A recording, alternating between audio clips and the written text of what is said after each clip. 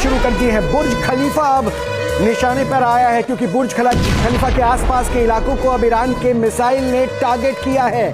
Iran ने बुर्ज खलीफा के आसपास ड्रोन से अटैक किया है क्योंकि ईरानी ड्रोन शायद अपने आप में बेहद घातक है और ड्रोन पावर के तौर पर ईरान की एक अलग पहचान भी है। उसी ड्रोन का इस्तेमाल करते हुए ईरान ने एक बार फिर से दुबई को टारगेट करते हुए ड्रोन से स्ट्राइक किया है बुर्ज खलीफा के पास। आप इन तस्वीरों को देख सकते हैं। इस तस्वीर में वो स्ट्राइक आपको नजर आएगी, आसमान में उड़ता हुआ वो ड्रोन, और वो आकर सीधे बुर्ज खलीफा के आसपास के इलाके पर गिरता है। ये वो तस्वीर है, देखिए देखिए किस तरह से वो ड्रोन नीचे की ओर आ रहा है और उसके बाद वो धमाका होता है। लोग उसे वीडियो कैप्चर भी कर रहे थे।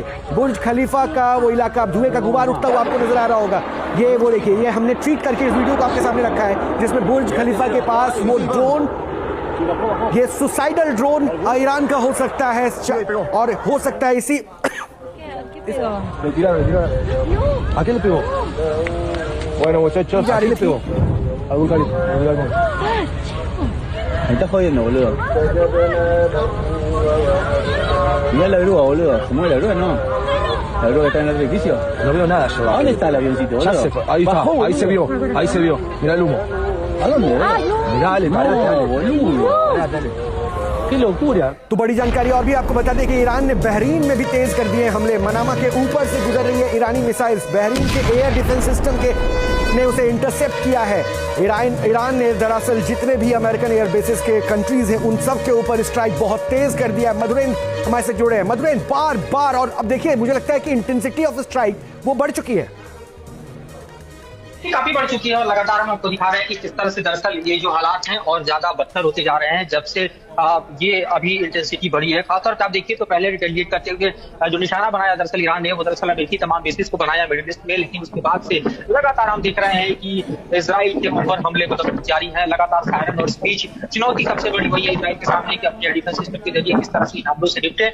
ईरान के जो मिसाइल है वो लगातार है और देखिए फिर से एक बार सायरन आपको सुनाई दे रहा है, सायरन फिर से बजने लगे हैं। लगातार सायरन बज रहे हैं और इस सायरन के बीच जो है वो लोग बॉम्ब शेल्टर की तरफ भाग रहे हैं। अभी भी देखिए सायरन के साउंड आपको सुनाई दे रहे हैं और ऐसे में लोग जो है वो दरअसल किस तरह से इस स्थिति को देख रहे हैं, इसका एक दृश्य हम आपको दिखा रहे हैं कि तमाम लोग जो है वो दरअसल किस तरह से देख रहे हैं। और यहाँ पर दरअसल इस वक्त सायरन जो है वो लगातार बजते हुए नजर आ रहे हैं। तो इस वक्त की स्थिति में हम आपको बताएं कि अभी जो हालात हैं वो दरअसल लगातार तनावपूर्ण बने हुए हैं। आसमान की तरफ लोगों की नजरें होती है, खासतौर पर लोग जो है वो दरअसल जैसे ही सायरन बजता है बॉम्ब शेल्टर की तरफ भागते हैं। तो यही स्थिति इस वक्त दिखाई दे रही है। फिर एक बार जो है वो सायरन बज चुका है और इसके साथ ही फिर एक बार बॉम्ब शेल्टर की तरफ जाने की स्थिति दिखाई दे रही है और हमें बॉम्ब शेल्टर की तरफ जाना होगा क्योंकि अब कोई ऑप्शन नहीं है। ये सायरन जो है वो दरअसल कंपेल कर रहा है कि सभी लोग जो है बॉम्ब शेल्टर के भीतर जाएं और यही स्थिति एक बार फिर से यहाँ दिखाई दे रही है।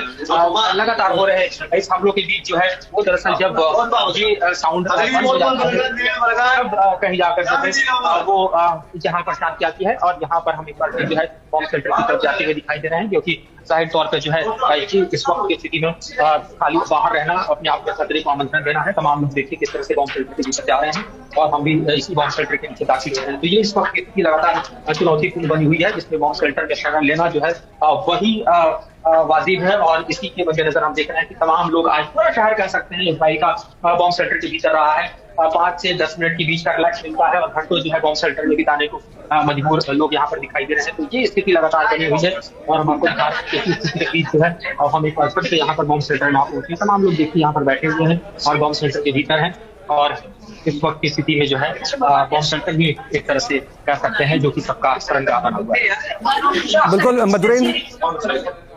मधुरेंद्र, आप अपनी सिक्योरिटी और अपनी सेफ्टी का ख्याल रखिए। हमारे साथ पुरोहित साहब भी बने हुए हैं। पुरोहित साहब, दुबई पर अटैक और मैंने कहा ना कि लगातार वो कंट्रीज जो अमेरिकन बेसिस है उसको ईरान ज्यादा फोकस कर रहा है। जी, पहले तो मैं आपको बधाई देना चाहता हूं कि आप लाइव कवरेज तेल अवीव से, दुबई से और इन सब जगहों से अपने दर्शकों को दे रहे हैं, ये बहुत बड़ी बात है। अब रही जो ईरान ने अपनी ताकत का मुजाहिरा किया है, बहरीन और दुबई के ऊपर अटैक्स बढ़ा दिए हैं। पहली बात तो ये ईरान के काफ़ी नज़दीक है।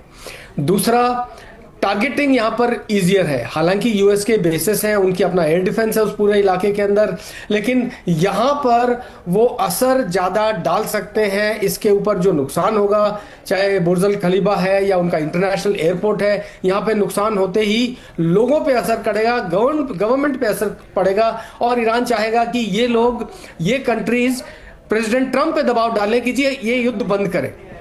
तो ये युद्ध बंद होने वाला अभी मुझे नहीं नजर आता। जिस तरह से ट्रंप ने डिक्लेयर किया है और खमेनी और इस रिजीम को निकालने की तैयारी कर रहे हैं, जिस हिसाब से वो अटैक कर रहे हैं, तो अभी पहला ही प्रीएम्प्टिव स्ट्राइक है।